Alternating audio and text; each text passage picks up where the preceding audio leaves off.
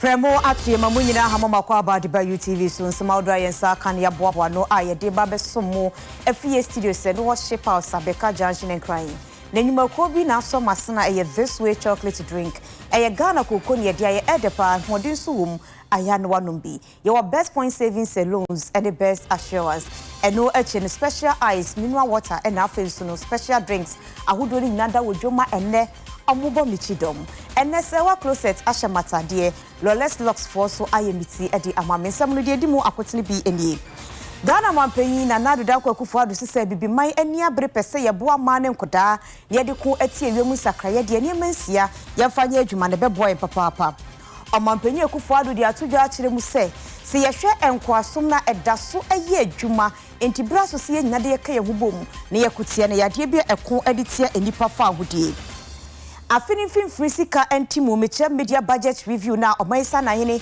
edikotu dwaduma shibedwafo atena se abobo hu awie nam so amadio munim ni omo wo no omaka edi afa ho yebeko elmi na mfimfiri manti masenkafo akasa omusi omo kwanye atete apansam eto omusira abane se abane meye emfa emawo ensam no bi ka hodo ahwere ba kontem agodie wom na kuaje wakode maji peni amede ba besomo afa ensam no nchiremu eni Ghana mampanyi na adodanko akufu ado akasa edi atodwa achirechirimu ese bibiman ene ewiase nyina se yepese ye hwema ema ne enkoda gina wonan so a yemfa nemansia enye adwuma saa nemansia no bobo so ebra na wokasa ewo Africa Women and Children Conference ekoso ewo enkranase to achieve the central goals of the Paris Agreement, limiting global average temperature rise to 1.5 degrees Celsius, is an ambitious yet imperative endeavor. However, this noble mission can only be realized if we elevate the voices and empower the most vulnerable amongst us, the women and children of Africa. Their voices, experiences, and active participation are indispensable in shaping effective climate action that addresses the unique challenges faced by their communities. Addressing these challenges requires a multifaceted and collaborative approach.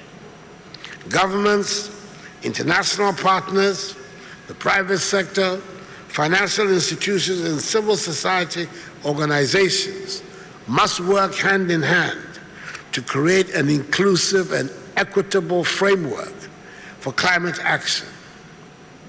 By recognizing and empowering women and children, we unlock the full potential of Africa's enterprise and innovation in tackling the climate practice. I would like to propose 6 concrete actions and policy interventions we must prioritize. The first, education and awareness. Educated women and educated children are better equipped to understand climate change impacts and adopt sustainable behaviors. Investing in education and awareness campaigns ensures a more informed and engaged populace, fostering collective action towards climate goals. It is worth noting that today, as the result of the free senior high school policy of my government, which has removed money as a barrier to secondary education, there is now virtually parity in senior high school enrollment, a development which can only inure to the benefit of Ghana's development. Secondly, environmental stewardship. Women as primary caregivers and managers of household resources are crucial in driving sustainable practices within their families and communities. When empowered, they can champion eco-friendly behaviors, promoting sustainable consumption, waste reduction and recycling, and the protection of natural resources. Thirdly, economic empowerment. Empowering women economically enables them to participate in climate-resilient livelihoods and sustainable business ventures. Their active engagement in sustainable agriculture, renewable energy, and green enterprise contribute to low carbon and climate resilient development. Fourthly, gender responsive policies. Policies that prioritize gender equality and women's empowerment lead to better climate outcomes. Women and children should be given the opportunity to participate actively in decision-making processes at all levels. And we here in Ghana are making determined efforts to do just that. Research demonstrates that women assess risk differently to men and prioritize the welfare of their families and communities in resource management decisions. Women and children possess traditional knowledge and innovative perspectives on climate adaptation and resilience. Their active involvement ensures that climate solutions are contextually relevant and inclusive, addressing the diverse needs of communities. Measures that improve women and girls' access to healthcare, education, and political representation strengthen their adaptive capacity, enabling them to better cope with extreme weather events and supporting their communities to adapt more quickly to the effects of climate change. Emancipation Day no ayeda ewiase anasa bibi ma yedi ne yede kai ebra yedi ye ho adi afri enkwasumu na afi we se de na etoso aduonu enum 25th no Ghana fo ye kokohie mu ewo asemanso a eno ewo asen South Mensenimu Ghana mampanyi na na dodan kwakufu ado kasadi tuja chemsemra so se ebe modern se ebe ka ye ho bomu ahwese sa ne ma na ye editia ye ho no ye enkwasumu no ye bejai.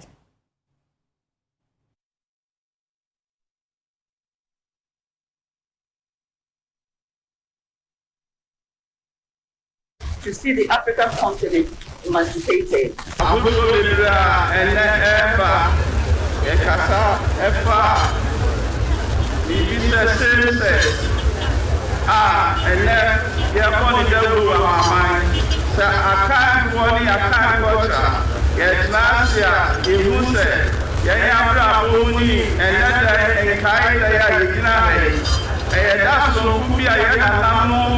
Anyone dance here, beautiful, anyone and then I can have a army of it.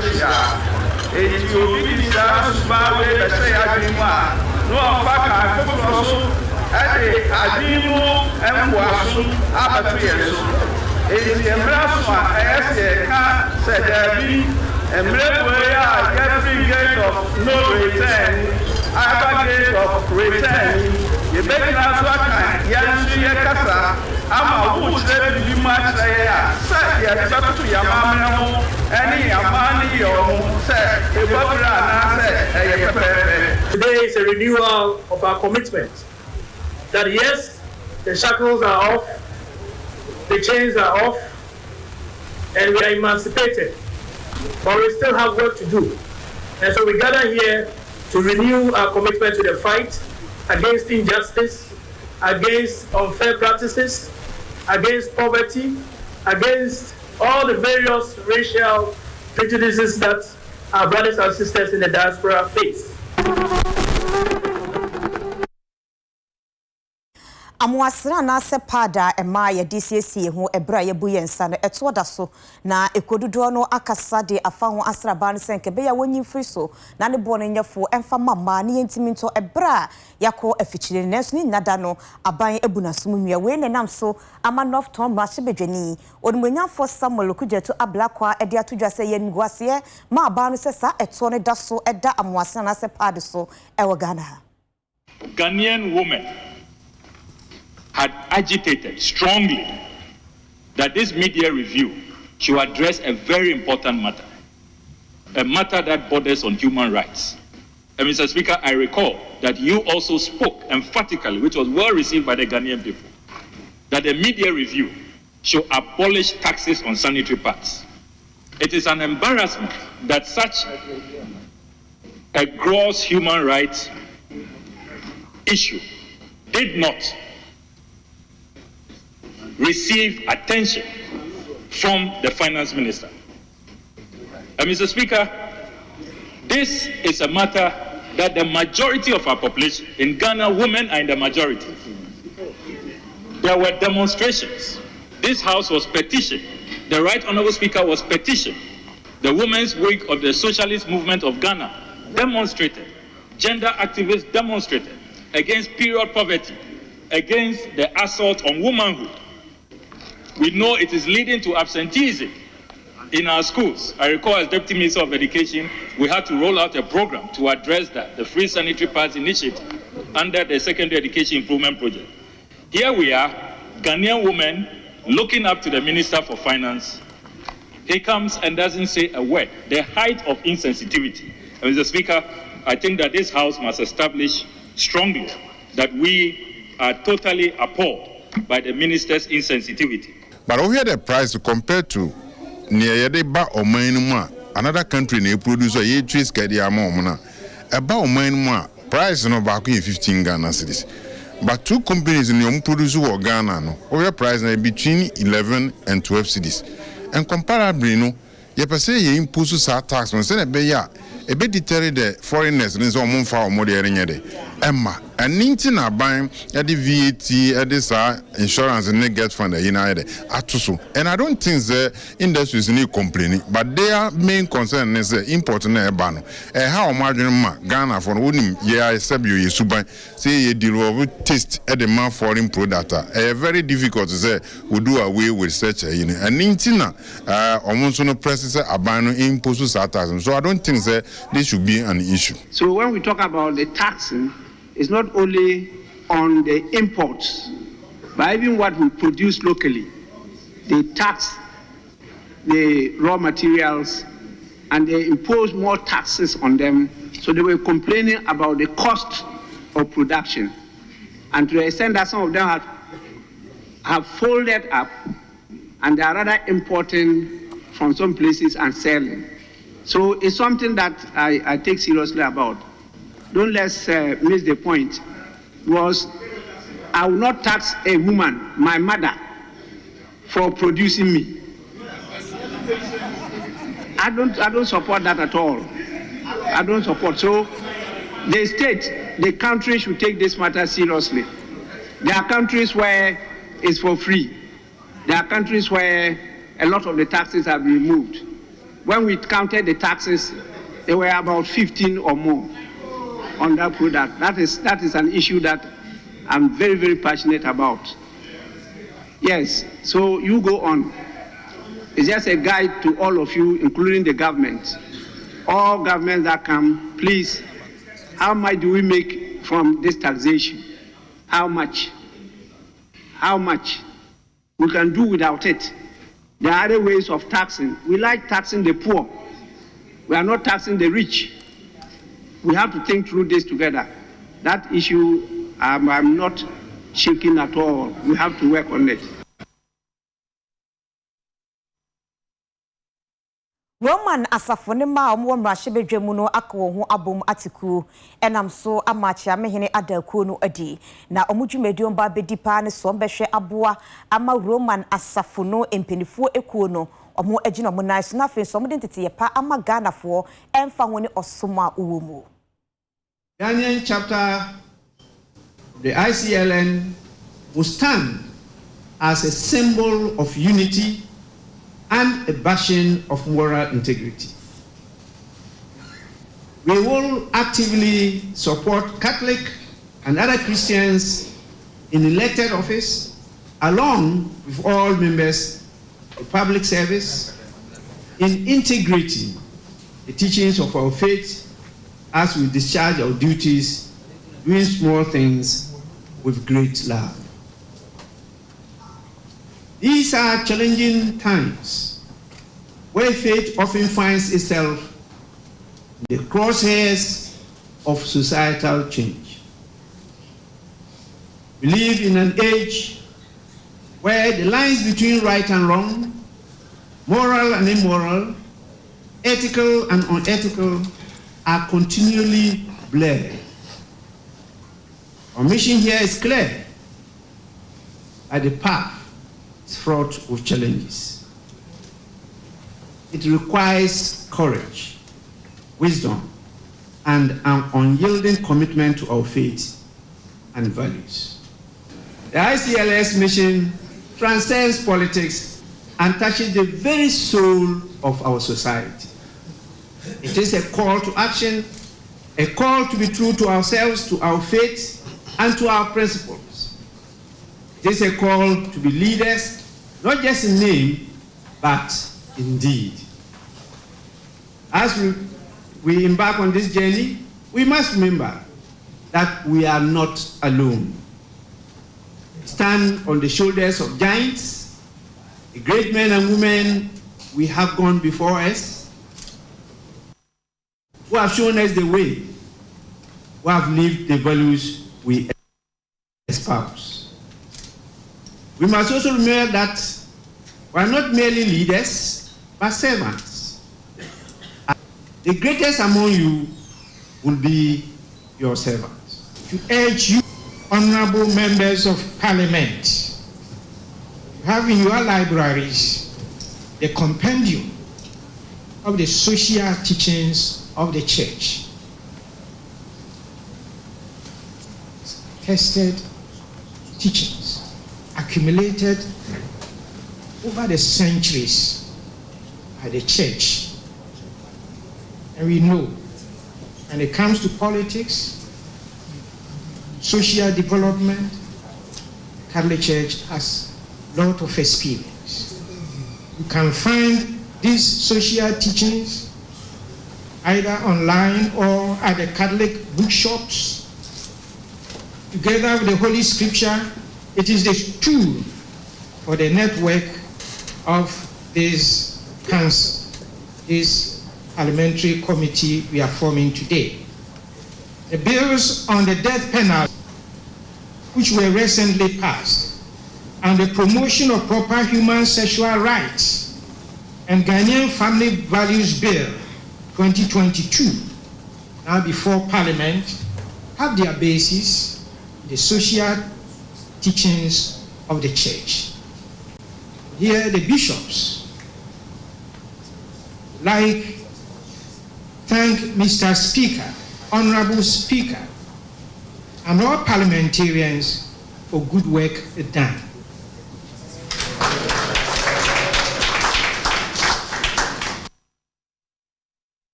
Midday budget review eno afenumpe musika sam entimu no mansa na hene ora kenofori atade kotu dwa wo mrashibedwam mashibedwafo no atnase abobo hu nenu nenam so ama onmunyamfo Dr. Atoforsen a wono yedom kuma no ba no dani akyeremu se sese omanisika sam no egu efrise abanyum akododo no ano ato ape anase ni wobiem ni nada eyi adansede ekyese niema enkoye enti aban no won mon homne so na wonye bibi. Right, Honorable Speaker, the Ghana cedi depreciated from 6 Ghana cedi to $1 to over 15 Ghana cedis to $1 in the year 2022. The Speaker, this is over 100% depreciation on a straight line calculation. The Speaker, depreciation coupled with inflation have reduced the rich to a middle class and above all have become poorer. The Speaker, the Bank of Ghana printing of money caused the depletion of Ghana's external reserves, which resulted in the unprecedented depreciation of the Ghana cedi, which obviously is the main cause of the inflation we are seeing so far. So, Speaker, an estimated 850,000 Ghanaians were reported by the World Bank to have pushed further down the poverty line in 2022 alone due to the inflation we experienced. So, Speaker, the Bank of Ghana has fallen on its own sword. Its own action of excessive money printing and the government reckless borrowing caused this mess that we are seeing. The Speaker, permit me to borrow a fancy proverb which says, to which the elephant will suffer, but the hunter will suffer so. So, Speaker, the Bank of Ghana felt that they are destroying banks. Today, their actions and inaction has landed them there. Mr. Speaker, that is where we are as a country. Mr. Speaker, let me make it clear that we have not turned the corner. The performance of this economic management team, despite the hype over the past 7 years, has been beyond abysmal. With this mess created by this MPP administration, Ghana will require over 5 years of collective sacrifice and dedication to turn things around. Mr. Speaker, this government has rewritten Ghana's economic history, and a book on how not to manage an economy must be dedicated to the Akufo-Addo-Bawumia government. Mr. Speaker, I repeat, this government has rewritten Ghana's economic history, and a book on how not to manage an economy must be dedicated to this Akufo-Addo and Bawumia government. Mr. Speaker, in due course, I will author that book. Thank you, Mr. Speaker. Honorable Setepe, together with his deputy, who is now the minority leader, met the finance committee and they gave us these figures. And they came to do capping. This is the same Ato Forcing. Ato, is it the same you? Is this Ato Forcing? Hey, Ato. Hey, Ato. Hey, Ato Forcing. Were you not the person who could not draw down on the CDB loan? Were you not the one who could not implement successfully the IMF facility that disbursement seized? Are you not the same person? Yes, I tell you on authority that during your time, you could not successfully implement the IMF deal. Sit down. Mr. Speaker, this is the same Ato Forcing who today wants to create a certain impression about the finance minister. The NDC party, led by its Ato Forcing in this parliament, are not new to this economy. Mr. Speaker, they had an opportunity to rule. They were in office for 8 years. They failed the people of Ghana. This government came and implemented the free SHS. This government came and used another route to ensure that our fisher folks have had a relief. Today, we have 10 landing beach projects ongoing. Honorable Ato Forcing, the then Deputy Finance Minister from Central Region, could not do anything, any physical infrastructure to turn around the coastal economy. Ato Forcing could not lead such a charge for the people of Central Region. Jekwa amane suni eni ensenjeni Alasan Rashid edi enkomo free mantemu ni nyada NS NPP amayoko ni mani bi edimra ashomu nsem amomo office omakosesen wenye di edikan Alasan akwaba Mejo so na say yehu adumo na eye hini fapote pa ne sie ne ba no sen no mutu sa na mo no yo asemi si ndra ewo NPP Sanaro constituency office na the etienne say you trying to say party for soldiers no mo say NPP ba pa on nyu bia na omiti eboaye nti enam so ma NPP top hierarchy ne decide say farming season no omode fertilizer bema communicators and party food soldiers nti omode fertilizer yi bi enyenyinya no omiti ediba omode bi ebeto party office no na omadwene say ya omode buy first no enso obia nti omo twen ma omode bi beka ho a so that bi betima asu obia nti ena omode eto office no nti sasemi party communicators and food soldiers eche sasemi no omodwen say omode fertilizer ba ma nkofo ahode nti no omodwen say party top hierarchy and constituency MPP officials no omo emfa sa fertilizer yi emo nti eno omo to share party office eko honum ndra eko breaki party office na ewam na sa asemi a esie na there's two sides to it nkofu bi say omo timi enya fertilizer no bi eyi na obi mi say no fertilizer no party secretary and store fertilizers no nti ene two issues that trendy ewo MPP constituency officer ewo Sagnaro but yene secretary kasa na ono acknowledge say no say omo de fertilizer buy na fertilizer na omo de buy omo twen second installment so that it me aso obia oye party food soda na oye communicator within the Sagnaro MPP constituency on enti eno asama esi wo ndura or Sagnaro officer NPP party office. Na sesi ano nyambia no post for achi obi wo. Currently ye can say police sa anko obia na we second time party members NPP party members to share Sanargo MPP constituency party office. Na first time I see no omonsa anchi obia and the second one we so ye gidi pa say omo yehwe was 20 and no and feeding into the perceptions that obia betimi abeye yes or party office MPP party office was Sanaro. The o kan die na yete say de ho no mo no grassroots for no mo timi no mo power pa.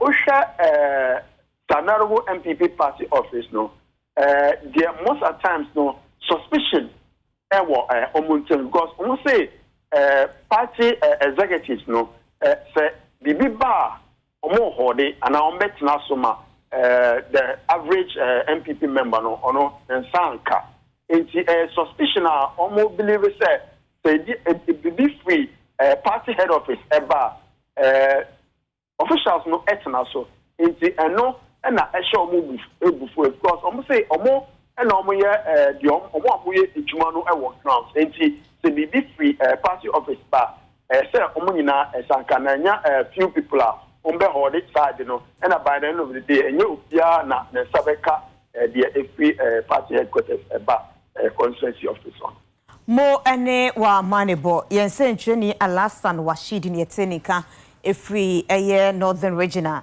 NPP foko mani bi ese fertilizer de aba no omanhwe pempenifo de be festival akwan tomako bubu office one mu ayidi omope de ekro na Ghana Bar Association no lawyers nkamuko e Ghana hase na penyina wada no owura yawo a champon boafo na wode atudwa se enei se dia Ghana fo atemdidie ni kasentwi abaya no ade bi ha adwene papa na ye dia to on mu freedom of speech so bia betimi aka ne openti no ne ye fa ho to ayampia kaseti empenifo wose ye nyai sa de nemum so bi ye bibi na ye mpeno ya manyoni a ye mfa ye kokrumuti enchire litumi edu be bia ho nipa bia no ye nsusuye ene kire mu bedie no efise bia yekoto aba na nipa mienu abegina manim se mentoma omo ba ko ba o da temdidi to trust him ba ko ba so de kasade o chema green se obetindi mputu aba me mantem na se me kogina baby a meto aba na me kase odidi atem mu na meto ama na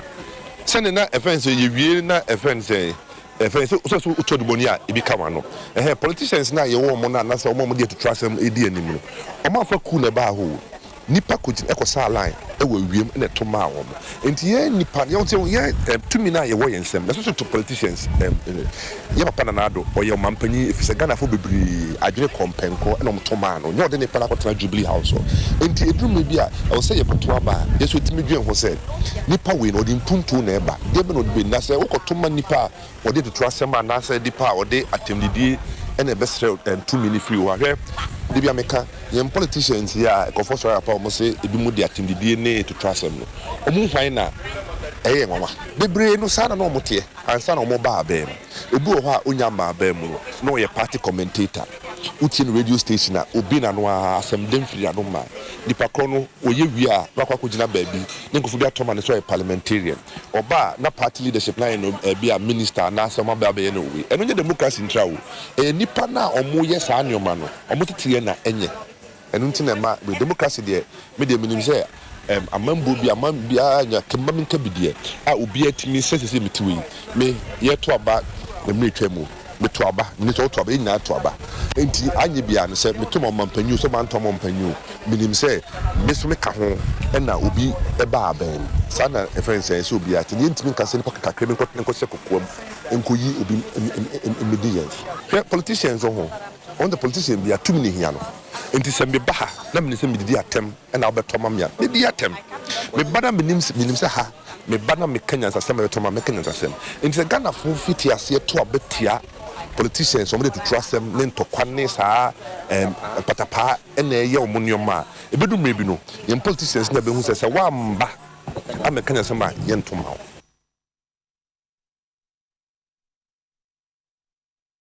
Ebra lawyer Kasano so tie ni kase ni yoka bibi efa ku hu abantungo ye hwe aman bi etese Burkina Faso Mali ne aman ahodo ananse ni je abeka ho no a ni nyina wo West Africa na abantungo akoso ye bisa ye hu sensunsu anso ben na ewo wo Ghana ya manyosem ene Ghana se oman ne so ye kone ne Dr. Amachi Boatin wo kire manyosem anase wo kire niema ye nimfa amanyo ho ewo Kwame Nkrumah pon a ewo Asante Manti ye ni kodin kombo dog akwaba Yania. Dog, where dear yenim set Niger dear crown a fresh one a buy ye enche ya bantungu. Asamwa ye bisane se West Africa, and in Bianu Susan so bay and the barman you say my war, our Ghana so. The most in Amicia at T4. Anima, I course on a bantungu, of course, West Africa and Central Africa. At the Bakwa, a Pina being in our home say. Sama minor na French speaking countries. Sama mani na French speaking countries. Na oba Africa ina inya fa hudie mfie aduasa. Samle numu no amama na dodo no ebe ya sojafo aban ankrankre one party government. In the 90s, West Africa has the boiling point of Sanya Maniamano. The business here is on sono forwards and backwards. At the back, he said, the old Ghana has seen the year and 2 years now, or Mama, anything home, sir, and you say any year. Anya be a crown, a buying a crown among na omano bi se fata omutimi di omano etumbi enro ye madam Cecilia da party asoja fo abanya keza wonti kra na watimi anya bi aka eno ti no o se yenya yehwe yenhihye ya ye di adwuma wo oman Ghana Nigeria and other countries no na yetimi ema ba bia ye make progress in koso eba no o se yetimi gitum number be a tosin ye gitum ye have bibi betime and the has an it to nyama ya yan ye be counter other countries now omo gidi say omo asojafo no sign up at the two aban na gu e share nyama ya will counter will provide a positive impact over West Africa nemo yan to nyama ye na ko ba say true and nyama mienu issue of individual liberties. Now there's another very critical year. I was saying the moment economic and social rights.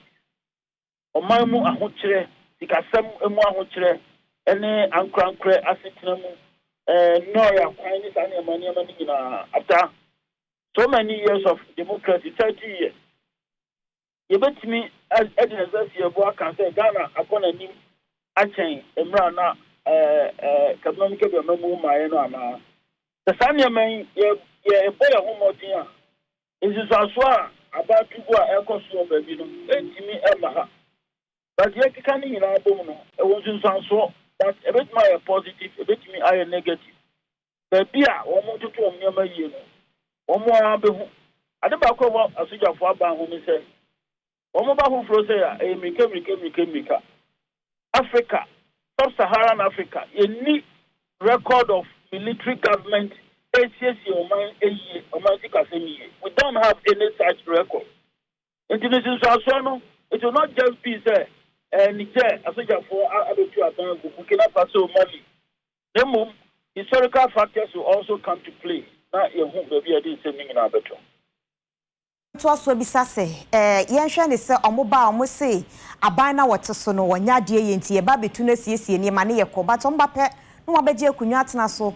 Omo person be kom pese beto aba amafufura aba eno no aya na ye de bentia e kwa omo fa so ba e no omo anso ye fe bi say incorporation into the political system and other cooptation no kwani say abibi memo abando do no e mo no moti e wo oman no enhihye e fa oman no sikasem ho na ankrankre obi ayo no na adwuma fra at least koso kakra aba na brabo eno tinu papa yo tu Niger dey ku ye say no for obi a obata president no and you know who privileges are the political elite no na wo mo don't know who say no with two go no so many privileges no tini nyina no omo nya omo so mo ba sanko. They want also to be part of the political elite. Omo person omo so tna esro bi na wo mo edidi omo no nya omo no nya enso wo na mu de bia hu say omo dada omo fie sikagu omo kwa na kwa ya doye wa ha omo kwa na ekosiesie ya potemu ayete ya kwa ya kwan wo ho ya toni ma dia koma hospital bi na omama adodo ni nyina wa ho chire it is any man omo they also want to be part of these people emrebia omama ho chire wo mo kra na omo so ho enchire wo mo in the bad governance I'm more bonny and Sanya Maniamano Bano. Although eventually, as you have by M1, they have never done anything good in sub-Saharan Africa. Oka Cheshire no be at the Chebusa Sanyin Biano or my Ghana. Yes, Shaya, ye dear who are constantly de Abano Yeno. As so near Magana for Ebuto Muyamua and Preprimo will be in Fetu Metua Banguana. Like I said, Sonny. The bottom line is that Abano Shayenya, you will home become Abano and Shayenya, and Yatu about Elsu Yakrama. It means sorry, Ekasa, Efa Aban Shayahum, yet chin on my margin home. As Yanni say, and Mersunas Yatu about Yantu Aban Kono. And don't you know, and because you say you was a Quanyana, a pine and Shayenya, you make me a year buying a frisuno. A yachain and Shaya, you go, my dear. That's the about Copewe, and my matching to me, a buying movement in Fossil. So your father will be any to me as a two assem. Omen will be any judges and be a Mepiano, Sanji, and what, and Yansha. Ebra Mali 4 to a Maband Guyeno, Echo was in Penny for Becasai. Edinema Bakum, you be Guaqueman Kaya, so Tria de Malifo, the Jeff Wono. Mali, Burkina Faso for a buy Becca says, Echo was nim no mutusa na mono editia Niger, one best sorry etiamo. Edin people and Chichemu and Assem Papa Mubi, ba Echo was Mamma Echo was going in Himana. And Papa Mo and almost sorry, and one is over your one figure was me. And the Omoya, all in other countries, Burkina Faso and some of Mokan, Omo, when forces said, it just told young couple to say more, no as so as you, dear home. So I'm not asking no more come video such a full free baby, Echo Niger, Echo did you maybe our I just can't, a person almost. But I don't know mobile, and then Niger for no money, Omo Kasa, the millions, the military government in Mali, the military government in Burkina Faso. Omo Honsem, Omo Bambo, and Omoye. And Yamali for no pay or myself. Not just they work together. Omuye Juma boom. Aye military. Omuye Juma boom. And to bet never say. And here I say Omuye Juma boom. We be actually feel where military government here. And I don't know so about it. One amona a year now. Now as a for other countries so ever Omuwapi. In the same way, some effect to know our home. So for other African countries, especially West Africa. Almost ever Omuwapi. But every person is there. Nipabi, every kind of Nigeria, every kind of job. Nigeria, every day.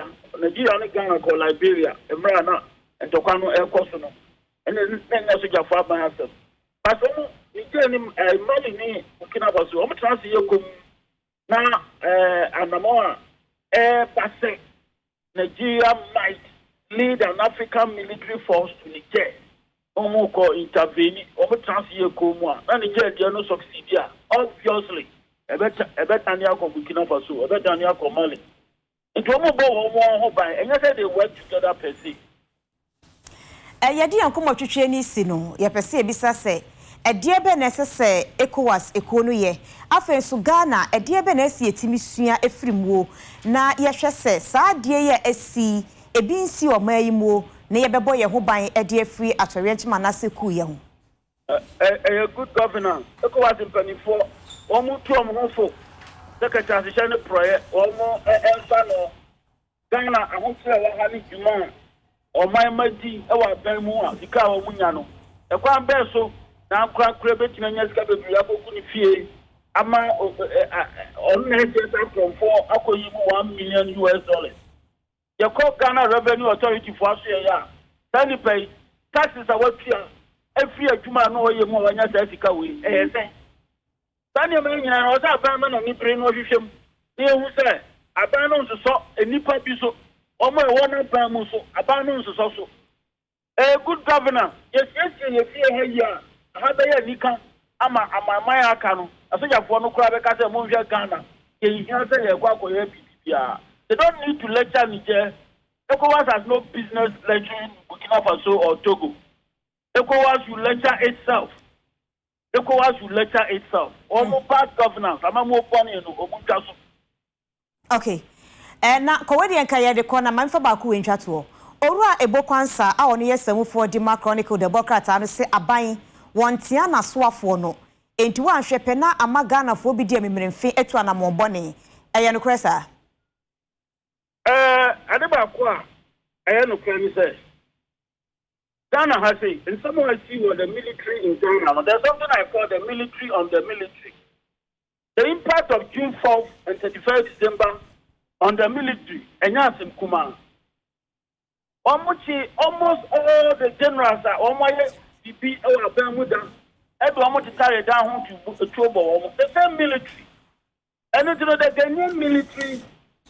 The experience the military in Nigeria has their own different experience. Nigeria has gone into a civil war through the same military, and they are all learning institutions, and so they learn. And you know, generally, but one factor into the experience of the military itself. Or how about what military governments want to say? One more, that's a one move, Pierre, na acquire or how they have difficulties handing over. And yes, one person almost all free are they going back to the military? Are they taking something and then almost peer from the Rollins and the other members of the AFRC? Case, therefore, lessons. The military finds itself in a dilemma.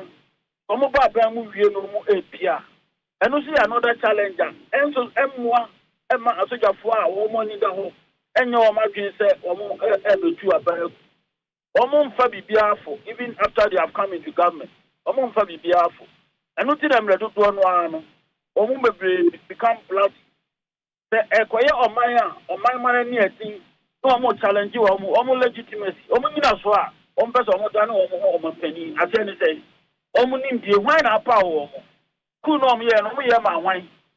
Or Maya or money at dinner, the military will have to be bloody. And Nina no so almost extra cheap. And you know, yes, conditions in Ghana are not perfect. But I'm not sure that invited the military, to intervene. I don't think so. UTV Yane Dr. Amachi Boatin ne din komo wo kire amanyosem e wo kwame kumasuapon a e wo Asante Mantimu abantungu ekoso e wo bibre atoye amanya hodo ho no ene edi ho komo bisa sensunsan so ben ene wo e wo man so na eye Pa Thomas eye Ghana ni nyumtuni a ne nyum ba ko a eji hini pa Ghana fo kai sky moja na beye emfinhie aduonu 50 years nie ena Pa Thomas ehu ye nyuma enya asem keto a obie nim say yes enyema ekoso a wone eye Daddy Lumba po ewo enyum ahemfokyiriye ebidi da biechi na enei eba nyame ya adomo a wochina woba ade dwumadi bia behyehyɛ so enu ye high life night a wobɛbɔ nyuma a enyumtofo kukudam etai nachi emadwumadi no ekoso Yambon continent koyeche if it 1974. I want you in Sampagu a power so my edibitu yanhofo. I present to you the Thomas High Life Night. Rapper Thomas e Ghana Jumtuni kuku damwa e bano High Life musica. Just say oye High Life King isan say nenyum so for mu a enya sem ketua kra. Ghana this year wonu etie ne mu nyina tichi ne benche ya brochefo emu ne se nukrenie enum we die just say ye de fa adwene epem konkan e wo abrabo a ye bo enyina enu na infinite aduonum ne 50 years papa and I just was share the music journey no ase then no and am peni se odwuma power we adworu apan enti wodi dwumade shonko 18 tim so a watu ne din Pa Thomas High Life Night. Pa Thomas High Life Night no baso e wo Accra International Conference Center AICC na anuntufu kukudam biti said eye Ghanaian best high life artist Oru Akodwantri KK Fosu Kwabna Junior Kwabua Ambule any one more ho and I just said the animunyamba beta echire na dwumadie no etimi akọ enkan ye ne organizers a one more hwema dwumadie no abaso no etwehwe enkomo eme ne Oru Pa Thomas nso etwehwe enkomo edefa dwumadie the enti a ye ka dwumadie yi asie ne ye daddy atonyom almost 50 years the birthday August ya bosumi yi pemu a obenya 76 years to 76 now 50 a na se fatase ye kambo se woman na ye hye dade animunyam enti we pa ne botaya ema ye hye dwumadie we na dwumadie ni ko na wie nyina no ye keka kakra ye benya bom ye pese ye DC school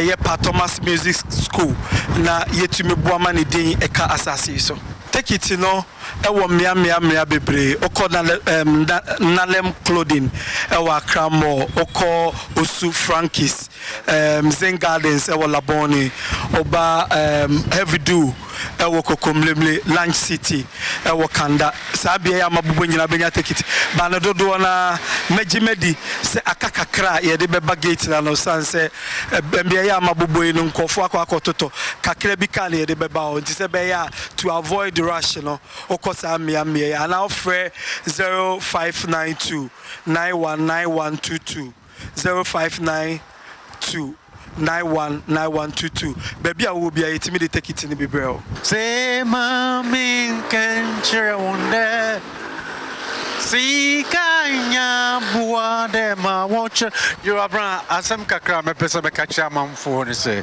enuan na adofo Mr. Mupi say ochina aye on the 4th of August enuan na adofo mumbo shi ditrada na mumra International Conference Center me any mom for musicians are about time I'm a program yakosuno Mr. Mupi mumra mmeka ho na enye de na enye enije wo kwan bia so ade a church for holiday nti be sure say mo modin no aba na yina ya ji ani